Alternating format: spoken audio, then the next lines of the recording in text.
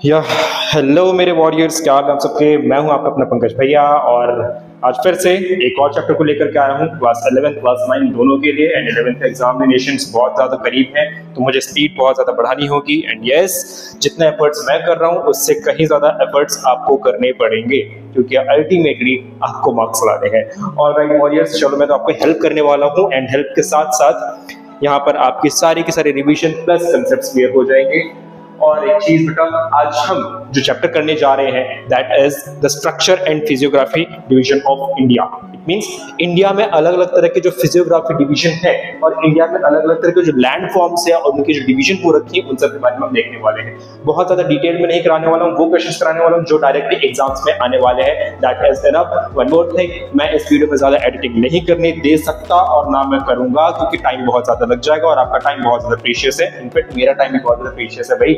Okay, और video को edit करने में लग गया तो बहुत ज्यादा टाइम, बहुत ही ज्यादा टाइम लग जाता है। समथिंग अप्रॉक्स 7 to 8 आवर्स लग जाता है। तो इतना ज्यादा हमें टाइम देना है नहीं। बस मैं चाहता हूँ, हाँ, एडिटिंग नहीं, मेरे पास डिजिटल बोर्ड नहीं, बट कंटेंट में कोई कमी भी नहीं होगी और ना मैं कमी छोड़ूंगा। ठीक है, so warriors let's get started. Yes, मैं आपको पीडीएफ पहले ही सेंड कर चुका हूँ आपके फर्स्ट चैप्टर की एंड उसको मैंने अपलोड कर भी दिया है। आप उसको देखो, एनालाइज करो और एनालाइज करते करते जो पीडीएफ है उसको सामने ओपन करो। ठीक है, और उसके बाद ढंग से एनालाइज करो, आपके सारे क्वेश्चन सारे डाउट्स क्लियर हो जाएंगे। एंड वन मोर थिंग, अगर कोई डाउट्स होते भी हैं तो भी आप मुझे कमेंट में कमेंट में मेंशन कर सकते हो, अदरवाइज ग्रुप में आप डायरेक्टली यहाँ पर मेंशन कर सकते हो। ठीक है, आपने बोला है ना पंकज भाई के फर्रे, वही फर्रे सच में यहाँ पर नहीं दे रहा हूँ आप लोगों को। मैं बस अपनी मेहनत से, अपने एफर्ट से आप लोगों की जरूरत को पूरा कर रहा हूँ, विच आई डू लाइक सो। ठीक है, मैं चाहता भी हूँ कि आपकी ये नीड कंप्लीट हो। देखो चलो इस चैप्टर को हम स्टार्ट करते हैं बेटा। यस, ये चैप्टर को हम करने वाले हैं और इसके मैंने पीडीएफ आपको दे दी है। यहाँ से आप ओपन करिए और जैसे जैसे मेरी वीडियोस को आप देखते जाएंगे बस उन पीडीएफ्स को आप स्क्रॉल अप करते रहना, आपके ब्रेन में सारे कंसेप्ट जाएंगे। ऑल राइट वॉरियर्स, चलो यहाँ पर इंडिया हमारा आ चुका है और इंडिया के जो है बेटा यहाँ पर हम डायरेक्टली फिजिकल डिविजन देखने वाले हैं। बेसिकली यहाँ पर 6 फिजिकल डिविजन है हमारे इंडिया के, मतलब कि 6 फिजिकल फीचर्स इंडिया के। फिजिकल फीचर्स क्या है, जल्दी से मैं आपको एक एग्जाम्पल थ्रू बताता हूँ। पंकज पे जंगली दिखता है, ठीक है, जंगली क्यों दिखता है, भैया के बाल जंगली है, भैया की दाढ़ी जंगली है, ठीक है, मैं छोटा हूं नाटा हूं एंड मेनी मोर थिंग, मुझे बोल सकते हो मैं जंगली दिखता हूं, मतलब मेरा फिजिकल अपीयरेंस कैसा है, जंगलियों की तरह। समझ आ रहा है आपको? ठीक है, एग्जैक्टली वही बेटा हम इंडिया पे या इंडिया की लैंड मास कैसे हमें दिखाई देती है, कैसे हमें अपीयर होती है, यहाँ पर किस किस तरह के लैंड फॉर्म्स है, किस किस तरह के यहाँ पर फिजियोग्राफिक डिविजन्स है, उसी को हम देखने वाले हैं। अब एग्जाम्पल तो मैंने अपना तगड़ा वाला दे दिया है, ठीक है ना। हाँ, एक और चीज, मैं एग्जाम्पल किसी और चीज का नहीं दे सकता, मैं इसलिए अपने ऊपर एग्जाम्पल देता हूँ ताकि मैं खुद अपने आपको एग्जाम्पल दूं और खुद ऑफेंड भी नहीं हो सकता। ऑलराइट, आगे बढ़ते हैं। स्टार्ट करने से पहले मैं आपको एक ब्रीफ इंट्रोडक्शन दे देता हूँ इसको।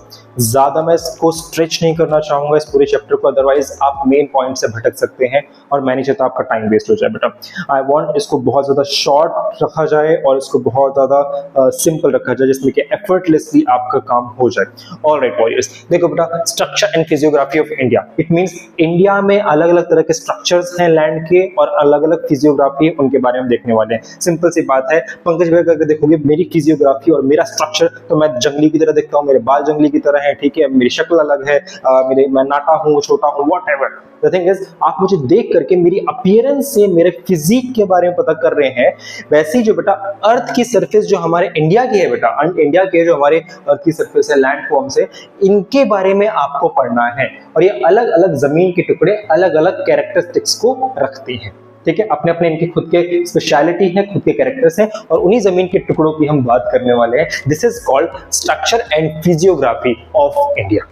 ठीक है, होप सो अब आपको थोड़ा इंट्रोडक्शन पता चल गया होगा। ऑल राइट, अब यहाँ पर देखते हैं हम टोटल 6 तरह के अलग अलग लैंड फॉर्म्स हैं और 6 फिजियोग्राफिक डिवीजन है हमारे इंडिया की। इट मींस हमारे इंडिया अलग अलग 6 फिजिकल डिविजन्स में डिवाइडेड है। फर्स्ट फिजिकल डिवीजन में आते हैं, that is the Himalayan ranges, ठीक है, और हिमालयन माउंटेन्स। ये जो हिमालयन माउंटेन्स है बेटा, आप देखोगे सिर्फ इसके बारे में हमें इंट्रोडक्शन में ही नहीं बल्कि 3 मार्क में क्वेश्चन भी आ सकता है डायरेक्टली कि statements about the Himalayan regions और हिमालयन माउंटेन माउंटेन्स जो 3 मार्क के अकॉर्डिंग आ सकता है। मैं हिमालयस के ना पूरी इंफॉर्मेशन देता हूं, जो मैं आपको पीडीएफ दूंगा उसके अंदर सारे के सारे इंफॉर्मेशन ऑलरेडी मेंशन है, ठीक है। So first is Himalaya region. अब हिमालय रीजन के बारे में हमें अगर पता करना है तो हमें पता होना चाहिए बेटा कि हिमालय रीजन जो बेटा वो 3 पार्ट्स में डिवाइडेड है, मतलब कि 3 रेंजेस में है। रेंजेस क्या होते हैं और माउंटेन्स में क्या होती है बेटा, मैं आपको थोड़ा डिफरेंस बताता हूं। माउंटेन्स मतलब कि एक सिंगल माउंटेन, और माउंटेन की चेन को हम क्या बोलते हैं बेटा, दैट इज कॉल्ड माउंटेन की रेंजेस, ठीक है। Continuous chain is called mountain की रेंज। चलो ये तो पता चल गया। अभी जो माउंटेन रेंजेस है बेटा, 3 पार्ट्स में डिवाइडेड है। फर्स्ट पार्ट जो सबसे ज्यादा नॉर्दर्न पार्ट में है, जिसको बोलते हैं बेटा that is Himadri range. Himadri range का दूसरा नाम बेटा ग्रेटर हिमालय, या यूं बोलो कि सबसे बड़ा वाला हिमालय का रीजन रेंज जो है बेटा वो ये ग्रेटर हिमालय है, इसीलिए इसका नाम ही ग्रेटर पड़ गया है। और इसी ग्रेटर हिमालय का दूसरा नाम है हिमाद्री रेंज। सेकंड पे आते हैं बेटा, that is the middle Himalayas. Middle Himalayas जो सेकंड नंबर पे आता है और इसको हम बोलते हैं मिडिल हिमालयस। मिडिल हिमालयस का दूसरा नाम है हिमाचल रेंज, ठीक है। इससे हमें ये पता चलता है कि हिमाचल प्रदेश जो स्टेट है बेटा वो इसी रेंज के ऊपर लाई करता है, ठीक है, इसीलिए इसका नाम रख दिया हम इंडियंस ने हिमाचल रेंज। एंड थर्ड और outer most Himalaya, outer most Himalaya का मतलब है जो थर्ड जो सदर्न मोस्ट पार्ट में है, इसको हम आउटर मोस्ट भी बोलते हैं। इस आउटर मोस्ट हिमालय का दूसरा नाम है शिवालिक रेंज। ये 3 पार्ट्स याद हो गए, और थोड़ा सा इनको इसके बारे में हम जान लेते हैं हिमालय रेंजेस के बारे में। ईस्टर्न साइड से अगर आप देखोगे तो ये ईस्टर्न साइड में जाकर के एक साथ जुड़ जाती हैं, ये बोलो कि बहुत ज्यादा नैरो हो जाती हैं। अब जब नैरो होगी तो इसकी विड्थ जो है ना बेटा वो अप्रोक्सीमेटली 150 किलोमीटर होगी फ्रॉम द ईस्टर्न पार्ट। और अगर हम वेस्टर्न पार्ट से देखें तो ये ज्यादा ब्रॉडेड है, और जब ब्रॉडेड है तो जो ब्रॉडेड का लेंथ होगा बेटा या विड्थ होगा वो है अप्रोक्स 400 किलोमीटर। ये डेटा समझ आ गया आपको। एक और इंफॉर्मेशन, इसकी लेंथ कितनी है टोटल, जितनी गंगा रिवर की लेंथ है 2500 किलोमीटर, उस ट्रिक से याद करना कि यहाँ पर जो हिमालय की रेंजेस की लेंथ है बेटा वो भी अप्रॉक्स 2500 किलोमीटर है। अब आपने यहाँ पर हिमालय रेंजेस के बारे में इंपॉर्टेंट और डिटेल पॉइंट्स को जान लिया है इजीली, ठीक है। 3 मार्क में इतनी सारी इंफॉर्मेशन आपके लिए मोर देन सफिशिएंट है। ऑल्सो हम देखते हैं यहाँ पर कि नेपाल में एक हिमालयन रेंजेस पे एक माउंटेन है which is the highest peak in the world, उसको हम बोलते हैं बेटा माउंट एवरेस्ट, और इसकी हाइट जो है बेटा वो 8848 मीटर्स है। इसका मतलब ये है कि 9 किलोमीटर अप्रॉक्स 9 किलोमीटर जो है बेटा उसकी हाइट है माउंट एवरेस्ट की, ठीक है, जो कि नेपाल में लाई करता है। क्वेश्चन आएगा which is the highest peak of the world, is mount Everest. लेकिन सेकंड हाईएस्ट पीक कौन सी है वर्ल्ड की, उसका नाम है बेटा कंचनजंगा। और जो कंचनजंगा है बेटा वो नेपाल और इंडिया के बॉर्डर पे लाई करता है। मेरी जुबान में जो वर्ड सेटल रहे ना बेटा अपने ब्रेन के अंदर थोड़ा घुसा लेना, अदरवाइज उनको राइट डाउन कर लेना। अदरवाइज ये सारी की सारी चीजें अपनी पीडीएफ में मेंशन्ड है, ठीक है, वहां पर जाकर के आराम से टैली कर सकते हो। ओके, सो ये वाला फंडा समझ आ गया। आपने हाईएस्ट पीक देख लिया और उसके बाद सेकंड हाईएस्ट पीक भी देख लिया। वर्ल्ड की second highest peak is Kanchenjunga, और इंडिया की हाईएस्ट पीक कौन सी होगी, उसका नाम भी है कंचनजंगा, ठीक है। क्योंकि जो कंचनजंगा है हम मान लेते हैं ऐसा कि इंडिया में ही लाई करता है कंचनजंगा, और इंडिया की हाईएस्ट पीक जो बेटा वो कंचनजंगा है जो कि सिक्किम में लाई करते हैं। Sikkim is the state of India. इतना समझ आ गया। इतनी इंफॉर्मेशन आपके इस हिमालय के बारे में मोर देन सफिशिएंट है 3 मार्क के लिए, क्योंकि आपको पता है कि ये पूरा का पूरा चैप्टर ही जो है बेटा वो 3 मार्क का आने वाला है, उससे ज्यादा मार्क्स का नहीं आने वाला, और बाकी 1-1 मार्क के 3 क्वेश्चंस आने वाले वो तो as it is cover up हो जाएंगे। चलो भी हमारा पहला फिजियोग्राफिक डिवीजन हिमालय वाला कंप्लीट हो गया। सेकंड फिजियोग्राफिक डिवीजन पे आते हैं बेटा, that is northern plains. Northern plains का मतलब है इंडिया का मैप में आप देख लो नॉर्दर्न पार्ट, और नॉर्दर्न पार्ट में ये वाला पार्ट आप जो देख रहे हो बेटा दिस वन, ये वाला रीजन, इसको हम बोलते हैं नॉर्दर्न प्लेन्स। नॉर्दर्न प्लेन्स जो है बेटा ये बना कैसे है, यहाँ पर बहुत सारे रिवर्स आती हैं और बहुत सारे रिवर्स ना एक नेटवर्क बना देती हैं, एक जाल सा बना देती हैं जहां जहां से गुजरती हैं, और अपने रीजन को ना पूरा प्लेन और फर्टाइल करते हुए जाती हैं। तो इस पूरे के पूरे रीजन का नाम ही इसलिए पड़ गया है प्लेन रीजन। और ये प्लेन रीजन क्यों बना, क्योंकि रिवर्स यहाँ पर गुजर रही थी, और इस रीजन की खास बात ये है कि जहां से रिवर गुजरेंगी वो एरिया तो फर्टाइल होगा ही होगा, ठीक है। प्लस ये एरिया जो है बहुत ज्यादा प्लेन है, तो प्लेन वाले एरिया पे लोग ज्यादा से ज्यादा रहना पसंद करेंगे, रेजिडेंस को एस्टैब्लिश करना पसंद करेंगे, ठीक है, लोग यहाँ पर ज्यादा है। इसीलिए तो UP is the most populated state in our country, क्योंकि यूपी जो है बेटा प्लेन एरिया में लाई करता है। इनफैक्ट बिहार भी बहुत ज्यादा पॉपुलेटेड है, क्योंकि वहां पर ये ऐसे 2-3 रीजन और 2-3 स्टेट 4 स्टेट्स ऐसे हैं जहां पर पूरा का पूरा रीजन ही प्लेन एरिया है। और फर्टाइल लैंड भी है, तो खाना पानी रहने की जगह सब कुछ बहुत बढ़िया है इस जगह पे। ठीक है, चलो जी हम थर्ड पे आते हैं बेटा, that is the Thar desert या फिर द ग्रेट इंडियन डेजर्ट। जो ग्रेट इंडियन डेजर्ट है बेटा वो यहाँ पर ये लाई करता है। ठीक है, और यहाँ पर एक रेंज है, इस रेंज का नाम है अरावली रेंज। अरावली रेंज का जो वेस्टर्न वाला पार्ट है, ध्यान रखना, अरावली रेंज का जो वेस्टर्न वाला पार्ट है बेटा, उस रेंज को आप उस पार्ट को हम क्या बोलते हैं, थार डेजर्ट। और यहीं पर थार डेजर्ट अवेलेबल है। पूरे के पूरे राजस्थान में थार डेजर्ट अवेलेबल नहीं है। अब पूछोगे भैया ऐसा क्यों, पूरे राजस्थान में थार डेजर्ट अवेलेबल क्यों नहीं है? क्योंकि हमने इसको क्लाइमेट में कर रखा है कवर अप, इसको मैं यहाँ पर नहीं बताने वाला हूँ। बस एक सिंपल सा रीजन देता हूँ कि भाई यहाँ पर बारिश नहीं होती और यहाँ पर बारिश होती है, इसलिए ये वाला पार्ट, ईस्टर्न वाला पार्ट जो है राजस्थान का, वो हरा भरा रह जाता है, वेस्टर्न वाला नहीं रह पाता। ठीक है, वो पूरा का पूरा एरिया बंजर रह जाता है, एरिड रह जाता है। ठीक है, इसलिए यहाँ पर एक डेजर्ट बन गया जिसका नाम है थार डेजर्ट। और जो थार डेजर्ट है बेटा ये एक तरह का हॉट डेजर्ट है। कोई दिक्कत? चलो जी अब आगे बढ़ते हैं थर्ड वाले पार्ट पे, दैट इज फोर्थ वाले पार्ट पे, पेनिनसुलर प्लेट्यूज। पेनिनसुलर प्लेट्यूज क्या होते हैं बेटा? आप देख रहे हो ये पूरा का पूरा इंडिया, ये इंडिया का जो सदर्न पार्ट है बेटा, ये एक तरह का पेनिनसुला शेप बनाता है। पेनिनसुला शेप क्या होता है मैं जरा आपको जल्दी से बता देता हूँ। पेनिनसुला का मतलब होता है बेटा कि एक ऐसा लैंड मास जो तीन साइड ऑफ वाटर बॉडी से घिरा हुआ हो, इसको हम बोलते हैं peninsula. Three side of water body कैसे घिर गया भाई इंडिया? देखो जरा, यहाँ पर है अरेबियन सी, यहाँ पर है बे ऑफ बंगाल और थर्ड साइड है बेटा इंडियन ओशन। आप देखो ये वाला पूरा का पूरा land mass three side of water body से घिरा हुआ है, इसलिए इस वाले रीजन को हम पेनिनसुला बोलते हैं। कोई दिक्कत?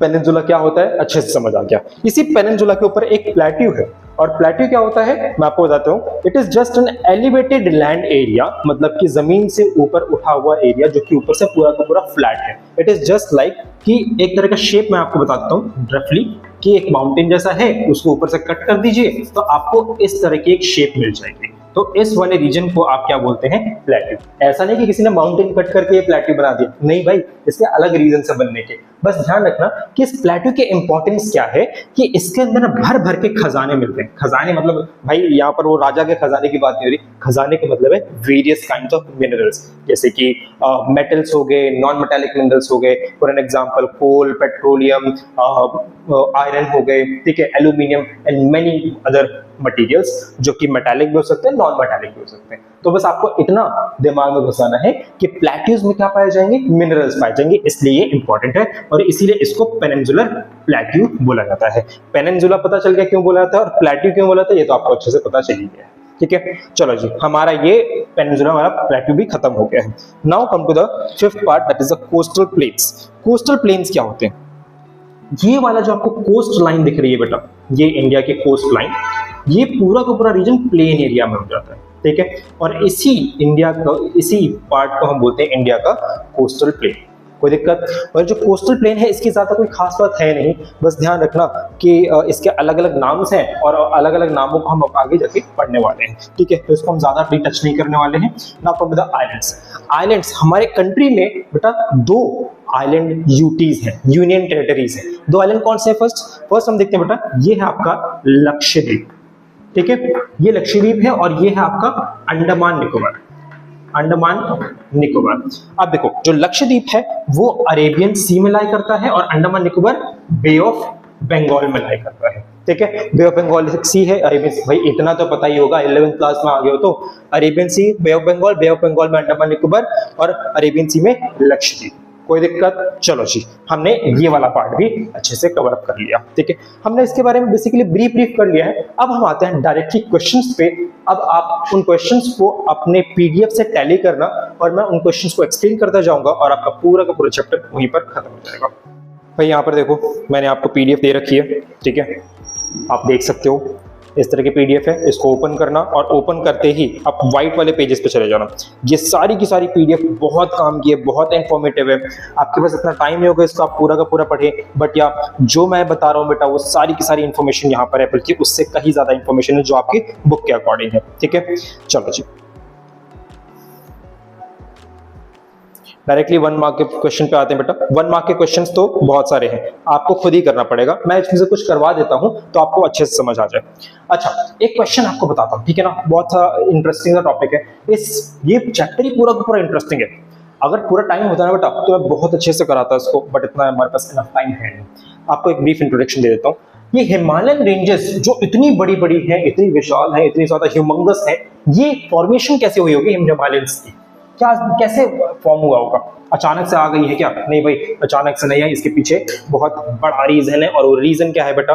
Plate tectonics. प्लेट टेक्टोनिक्स क्या होते हैं मैं आपको जरा बता देता हूँ। देखो बेटा, एक बड़ा सा लैंड मास था, ठीक है, और एक बड़ा सा लैंड मास था, ये सुपर कॉन्टिनेंट जिसको हम बोलते हैं। सुपर कॉन्टिनेंट में जो ये टेक्टोनिक प्लेट्स हैं वो आपस में टूटते गए और टूटने के बाद 2 पार्ट्स में डिवाइड हो गए, ठीक है। इसको हम बोलते हैं ल्यूरेशिया, बस रफली सुनते रहो, इसको हम ल्यूरेशिया बोलेंगे और इसको हम गोंडवाना बोलेंगे, ठीक है, गोंडवाना।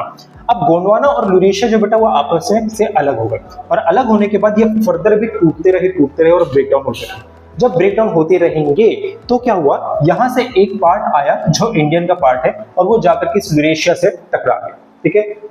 और जो टकराने के बाद यहाँ पर ये वाला पार्ट, इंडिया वाला पार्ट, इस पूरे ल्यूरेशिया से टकरा गया। ल्यूरेशिया क्यों बोलते हैं बेटा? क्योंकि यहाँ पर यूरोप प्लस एशिया एक साथ एडेड था, ओके। जब ये पार्ट टकराया एशिया से तो यहाँ पर बहुत बड़ा झटका लगा, और झटका लगने के बाद एक बड़ा सा माउंटेन की फॉर्मेशन हो गई, राइट।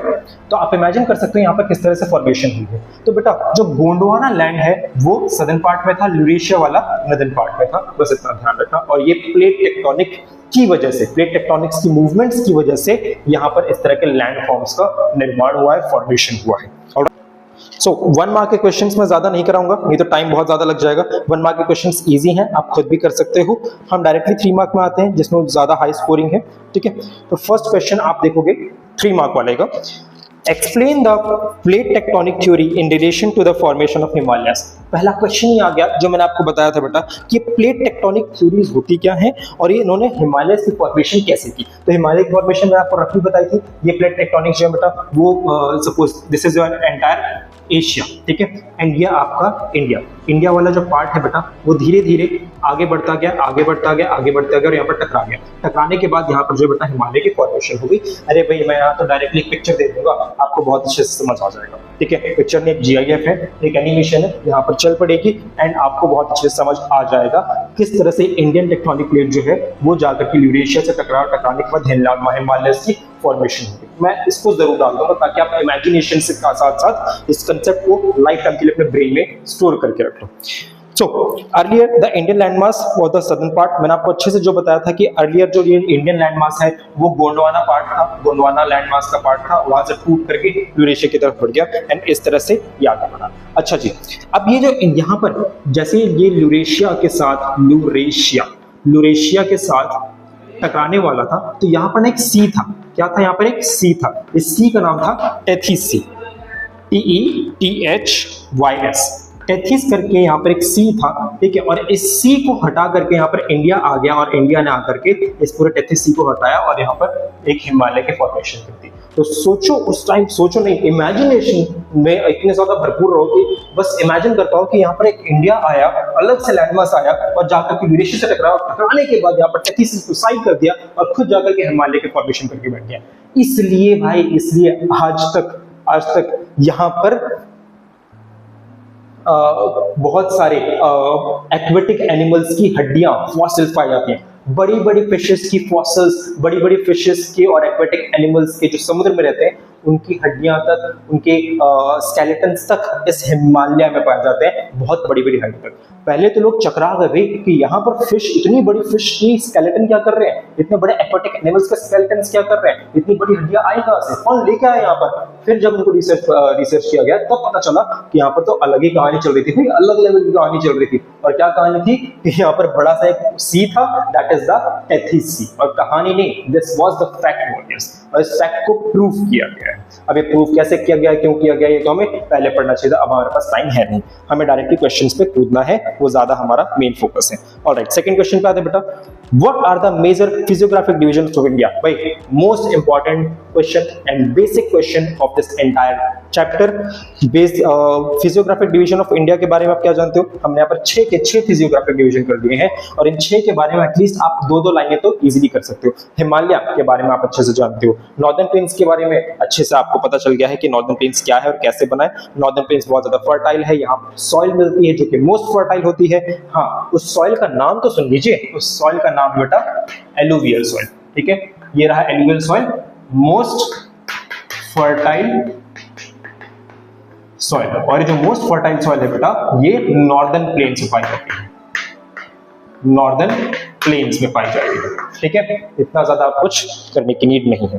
थर्ड पे आते बेटा कि पेनिनसुलर प्लेट्यू में क्या है? पेनिनसुलर प्लेट्यू जो बेटा वो oldest most stable landmass of India है, मतलब कि ओल्डेस्ट लैंडमास जो है माना गया है इस पेनिनसुलर प्लेट्यू को। और जब पेनिनसुलर प्लेट्यू बना है ना बेटा, यहाँ पर पेनिनसुलर प्लेट्यू बना कैसे, आया कहाँ से? बेसिकली यहाँ पर एक वॉल्केनिक इरप्शन हुआ था। ठीक है, यहाँ पर एक वॉल्केनो हुआ था और वॉल्केनो अचानक से फटा नहीं था बेटा, बिल्कुल फटा नहीं था, बस बहुत धीरे धीरे इरप्ट हो रहा था। मतलब कि वॉल्केनिक इरप्शन हुआ लेकिन वो इतना धीरे धीरे, जैसे चॉकोलावा को काटते हो ना बेटा, उसमें से इजीली बहुत स्लोली बहुत ग्रेजुअली चॉकलेट निकलता है, वैसे इसके अंदर चॉकलेट के अंदर से चॉकलेट की तरह अंदर से यहाँ से ये लावा निकल रहा था। और ये लावा निकलने के बाद में जाकर के कूल डाउन हो गया और कूल डाउन होने के बाद एक फॉर्मेशन हो गई टेबल टॉप लैंड की।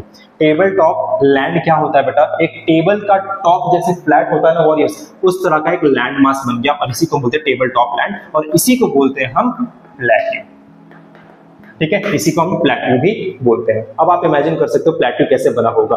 और इसीलिए ध्यान रखना, इसीलिए इस पूरे के पूरे रीजन में ब्लैक सॉइल पाई जाती है। ठीक है, और ब्लैक सॉइल क्यों पाई जाती है? क्योंकि अंदर से जो लावा निकला होगा वो तो पिघली हुई मिट्टी थी। ठीक है, और जो पिघली हुई मिट्टी और जो मिट्टी जल चुकी है वो कौन सा कलर में होगी? ऑब्वियसली वो ब्लैक कलर की होने वाली है। ठीक है, इसीलिए इस पूरे के पूरे रीजन में ब्लैक सॉइल पाया जाता है। ठीक है, इंटरेस्टिंग था ना फैक्ट? तो अब इसको अच्छे से आप देख सकते हो।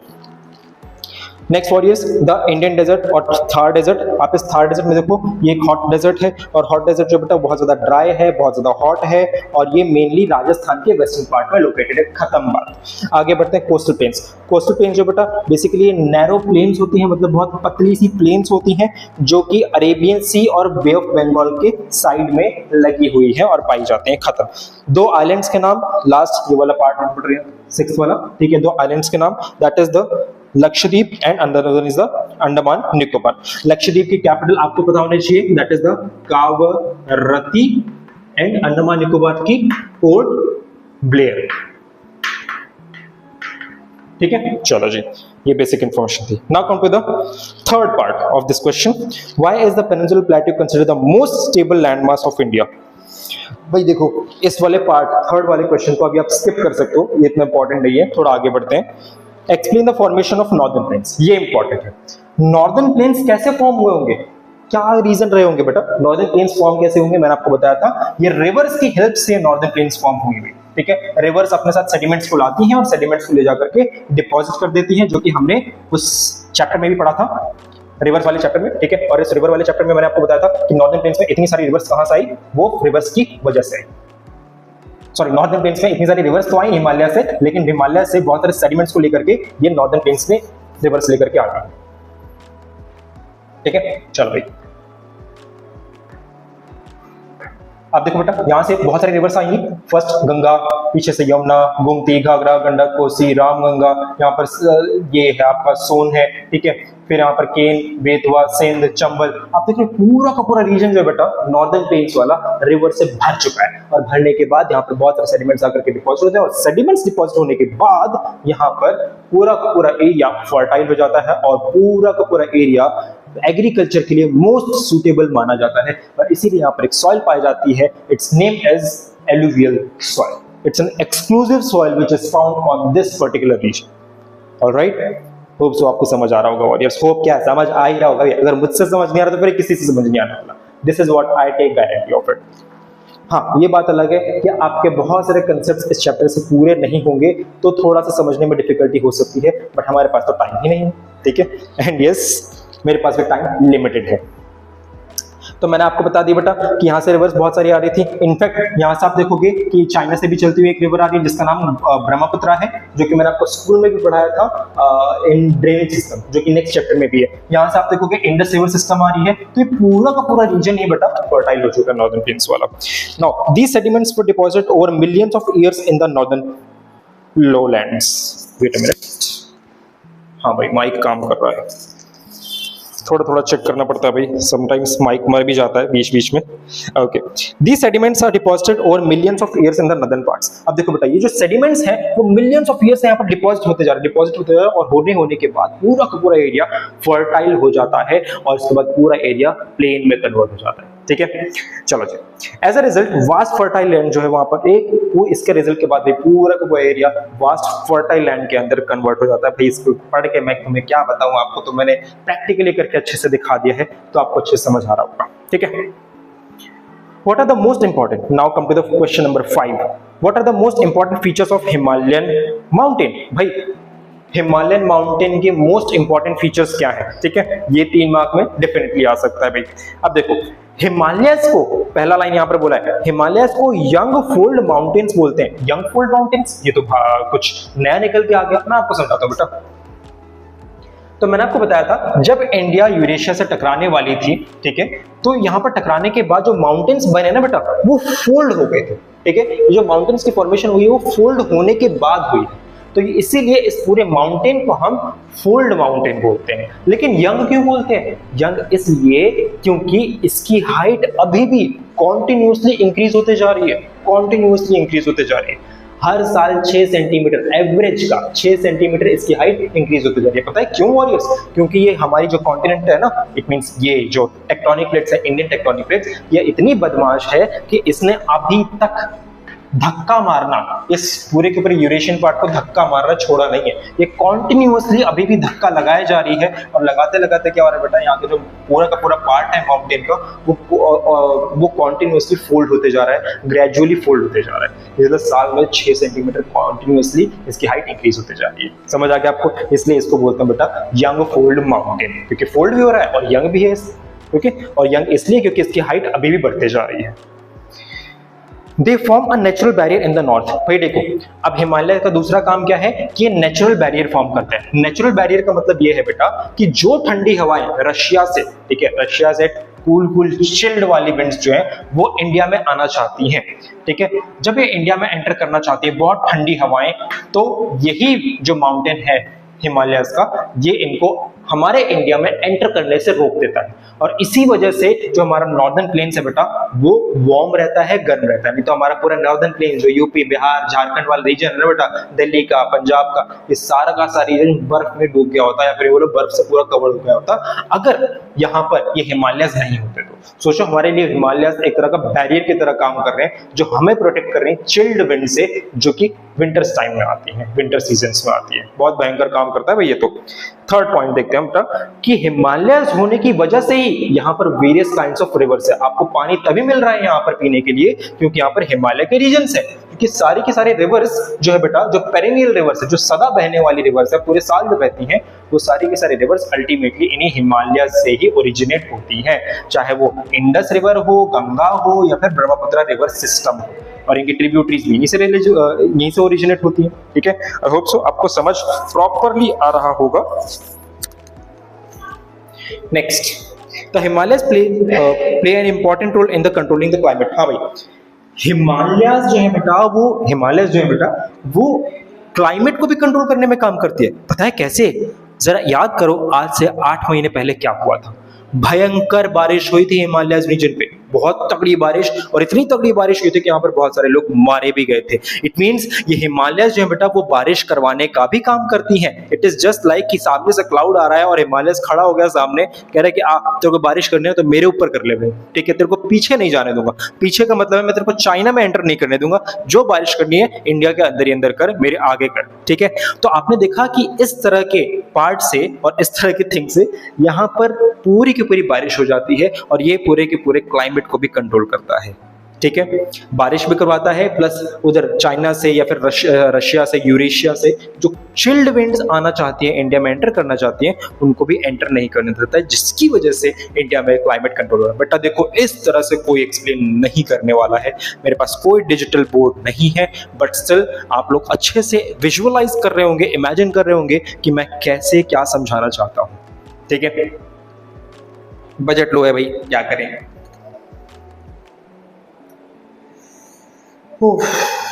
थक गया भाई, थक गया मैं तो।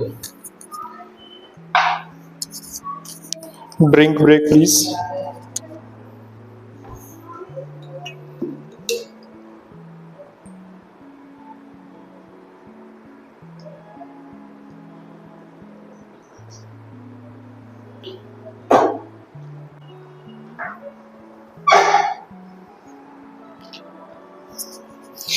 हाँ, अब आते हैं बेटा क्वेश्चन नंबर 6 पर। ठीक है, describe the main characteristics of Indian Thar desert. जो इंडियन डेजर्ट है या थार डेजर्ट है, इसके कैरेक्टरिस्टिक्स क्या है? कैरेक्टरिस्टिक्स पहला क्या है बेटा कि इस डेजर्ट का नाम क्या है? Thar desert, first line. Second line में क्या है कि जो थार डेजर्ट है वो राजस्थान गुजरात के पार्ट को कवर अप करता है। ठीक है, गुजरात का पार्ट भी और राजस्थान का पार्ट, ये दोनों पार्ट को कवर अप करता है ये थार डेजर्ट। उसके बाद अब ये क्या है बेटा, यहाँ पर हॉट डेजर्ट है। हॉट डेजर्ट इसलिए है क्योंकि यहाँ पर बारिश नहीं होती है। ठीक है, अब देखो टेम्परेचर यहाँ पर इतना ज्यादा हाई हो जाता है क्योंकि यहाँ पर रेनफॉल बहुत बहुत बहुत कम होती है, अप्रॉक्स 10 सेंटीमीटर। 10 सेंटीमीटर का आप लोग अंदाजा ऐसे लगा सकते हो कि हमारे दिल्ली के अंदर कम से कम 70 से 100 सेंटीमीटर रेनफॉल होती है, तो यहाँ पर 10 से 5 सेंटीमीटर रेनफॉल होती है इस थार डेजर्ट में। तो बहुत बहुत नेग्लिजिबल पानी होता है, बहुत नेग्लिजिबल पानी होता है। ठीक है, बहुत कम रेनफॉल होती है, इसलिए यहाँ पर वेजिटेशन भी नहीं उग पाती, मतलब पेड़ पौधे भी नहीं उग पाते। ठीक है, चलो जी। Now third point, landscape characteristics sand dunes. आप देखो यहाँ का जो लैंड है वहां पर सैंड ड्यून्स मिलेंगे, मतलब रेत के बड़े बड़े टीले मिलते हैं। ठीक है, सेकंड कैरेक्टरिस्टिक यहाँ पर कि वेजिटेशन यहाँ पर स्पार्स है। स्पार्स का मतलब होता है स्कैंटी, स्कैंटी का मतलब लिटिल, चट्टा चट्टा, मतलब कि थोड़ा थोड़ा यहाँ पर वेजिटेशन मिलेगा, पेड़ पौधे मिलेंगे।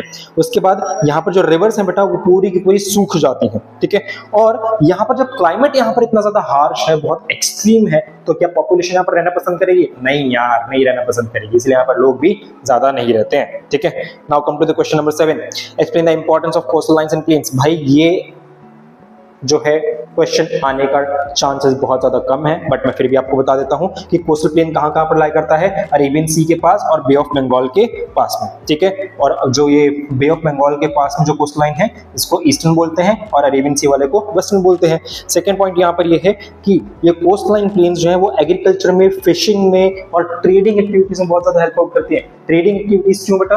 क्योंकि यहाँ पर आसपास आप देख रहे हो बहुत सारे ट्रेडिंग नेटवर्क्स हैं थ्रू द वाटर चैनल्स, तो यहाँ पर ट्रेडिंग एक्टिविटी करना is so much cheaper and as well as so easy. आप देखोगे अभी ईरान से जो यहाँ पर तेल आ रहे थे या पेट्रोलियम आ रहे थे, उन सबको बंद कर दिया गया है। ऑल्दो वो सारे के सारे जो पेट्रोलियम जो गैसेस होते हैं बेटा, वो सारे के सारे टैंकर्स में लोड होकर के शिप से आती है, एंड शिप जो है बेटा वो वाटरवेज के थ्रू आती है, और इसीलिए वाटरवेज से इतना ज्यादा ट्रेड करना इज सो इजी। जितने भारी भरकम गुड्स होते हैं, हैवी बल्कि गुड्स होते हैं, वो सारे के सारे इजी होते हैं इस ट्रेड रूट, जो वाटर बेस्ड ट्रेड रूट है, इनके थ्रू करना। ठीक है, मैं ज्यादा ही कुछ एक्सप्लेन कर रहा हूं, बट स्टिल आप लोग ज्यादा अच्छे से समझ जाएंगे तो ज्यादा बेटर रहेगा। ऑलराइट, अब देखो यहाँ पर अलग अलग पोर्ट्स हैं जो कि चेन्नई, कोच्चि, मुंबई, इन सब पे लोकेटेड है। ठीक है, पोर्ट्स आपको पता है, यहाँ पर शिप्स आकर डॉक्स हो जाती हैं। Now the eastern coastal plains are also large river deltas. हाँ, अब थर्ड चैप्टर में आपने जो पढ़ा होगा बेटा, ठीक है, ड्रेनेज सिस्टम, आपने देखोगे बहुत सारे रिवर्स जो है वो इस ईस्टर्न कोस्ट में आकर के ड्रेन हो जाती हैं, जिसमें कि महात्मा गांधी के कपड़े हमने बताए थे, गंगा रिवर, यहाँ से ब्रह्मपुत्र रिवर, ये सारे के सारे ईस्टर्न कोस्ट में आकर के ही ड्रेन होती हैं और डेल्टास क्रिएट करती हैं। डेल्टास क्या होता है वो मैं नेक्स्ट चैप्टर में बताऊंगा, अभी नहीं बता सकता। चलो भाई, now come to the next question, that is 8। Why are the Himalayas important for India? भाई देखो वही वाला क्वेश्चन जो हमने पहले किया था, हिमालयस इंपॉर्टेंट इंडिया के लिए क्यों है, सारी की सारी अच्छी प्यारी सी वाली बातें जो है हिमालयस के बारे में इसे मेंशन कर देना। चलो भाई, मेरा यहाँ पर काम खत्म होता है इस चैप्टर के साथ। अब हम मिलते हैं नेक्स्ट वीडियो में। Till then, very good bye.